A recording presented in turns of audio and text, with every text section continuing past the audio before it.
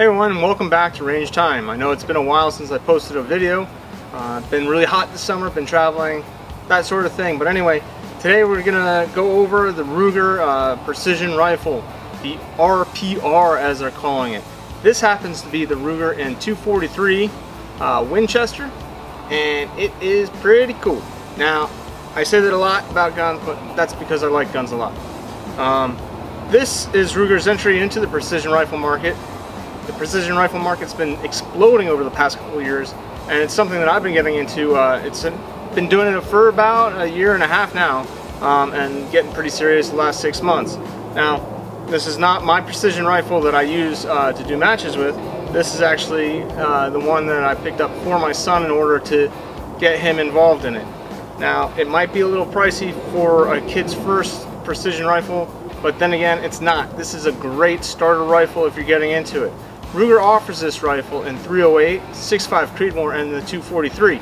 Now, I got the 243 for a couple of reasons. One, I didn't want a 308 because that's what I started off on for precision rifle. It's got a lot of recoil. 6.5, super popular, 24-inch barrel on that one, and you can't find them. So I was looking on Gunbroker and whatnot and looking around.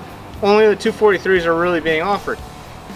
Honestly, people are not looking at these enough. 243 is a really great round. It's very popular with a lot of hunters for doing long range, and the greatest thing about that is that you'll find a lot of ammo on the shelf. So off the shelf ammo is very easy to find.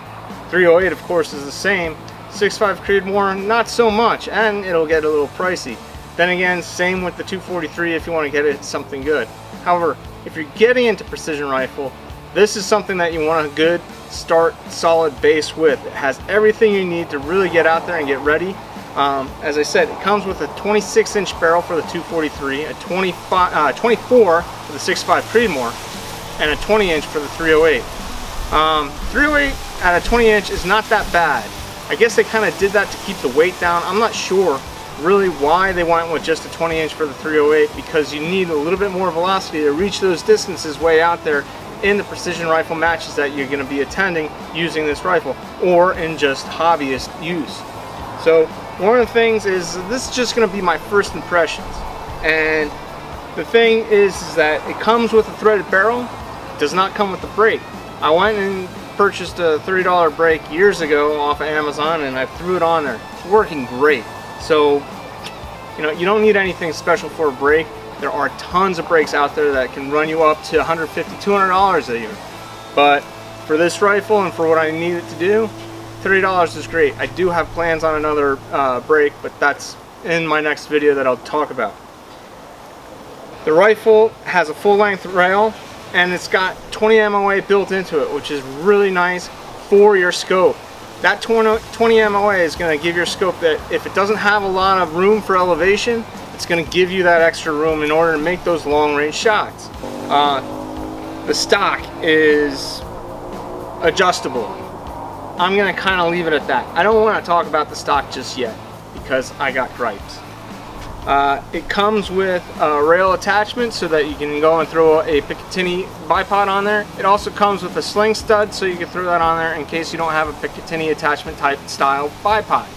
I highly suggest, if you get into PRS match type situations, you go with something that you can quickly release, like a Picatinny rail one, because of the fact that there are times where you're going to actually need to remove that bipod in order to make a shot. So, barrel, 26 inches long, medium contour. Not bad. The weight comes in without anything at 11 pounds. Or maybe 11.1. My son has a problem. He's only 12, still got the spaghetti arms.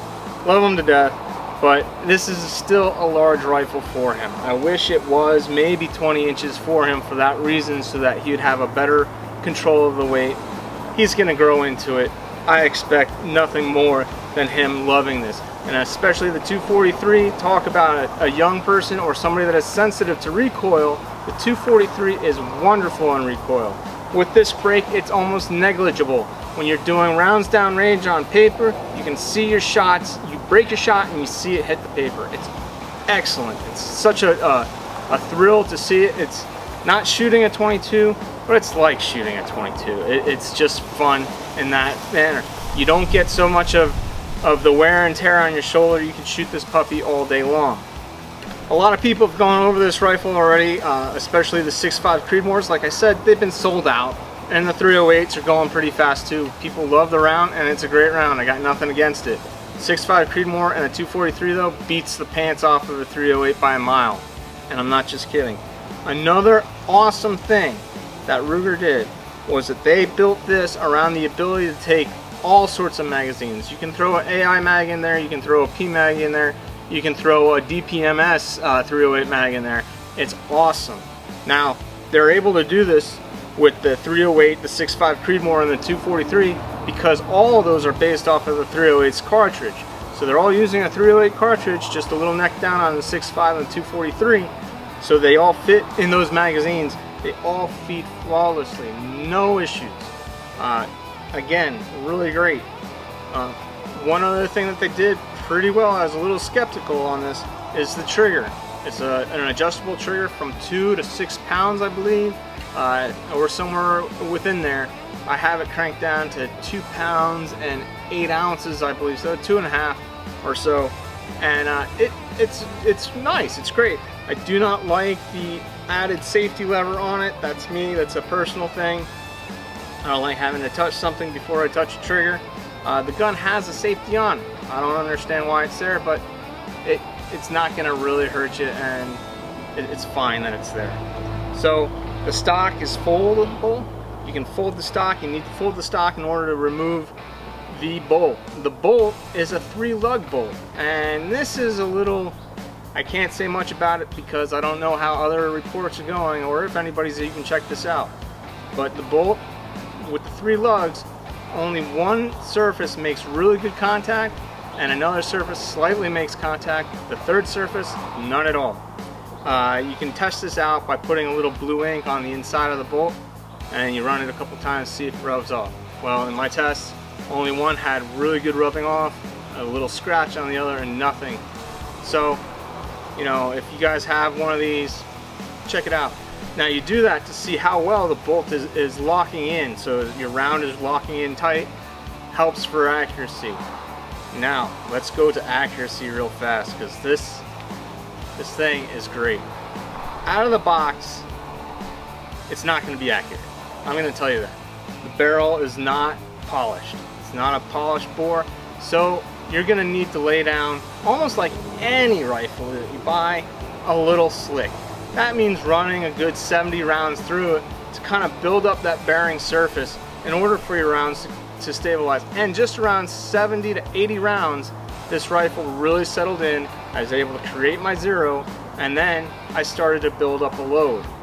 I started out with some burger bullets. I had the hunting VLs 105s. Bad round to start off with building up a load. I didn't know that until after the fact. Has a really finicky seating depth. So I ended up going out and getting some Hornady AMAXs, and these are 105s.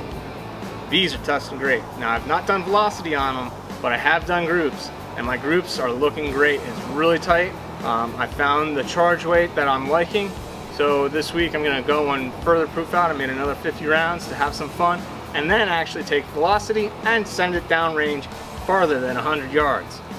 This gun though is really impressive for its price point, and I imagine that in a month or 2 to 2 months, price point is going to come down even more because of the fact that it's so wanted right now. I really appreciate people loving the 6.5 Creedmoor, but the 243 is a great shooter. So if you like, you know, if you can't find a 6.5, get the 243. Guess what? The other thing about this is when you outshoot this barrel in about 1,500 rounds, you can change it out. You can put a brand new barrel in. No big deal. Gun's gonna shoot great. This thing is shooting great. I cannot say enough about it in that light. Now, let's talk about the things that I don't like, and I am really not happy about this stock. It's a little rigid for me. One of the things that I first didn't like about it is the way it sits. Because it's in line with the bolt, it sits a little higher in your pocket. That's me. I gotta get used to that adjustment. And really this is for my son anyway, so that's no big deal. The other thing though is its adjustments itself. I don't like how it has these levers as a precision match shooter. I don't want anything to catch on me while I'm trying to shoot. You don't just lay prone during an entire match. You're in all sorts of positions. This is a liability for me. I don't see it as a good thing. I did order another stock to replace this one, and after this video I have another video that's going to come out more around shooting, accuracy, and the things I've done to this rifle, and I really want you guys to stay tuned for that. Anyway, this is Mike from the Range Time Network. I just wanted to give you guys a quick and dirty skinny on this rifle. Look for more videos coming out about this one. A couple others. I got a Surgeon Scalpel that I'm really loving. That's my main shooter, so I'll be doing a review on that, plus more on the MPX. I want to thank you guys for subscribing, watching me all this summer, and waiting for new videos. Don't forget to hit the like button. Like us on Facebook too. We do stuff out there. Keep looking for us, keep on shooting, and have a good day.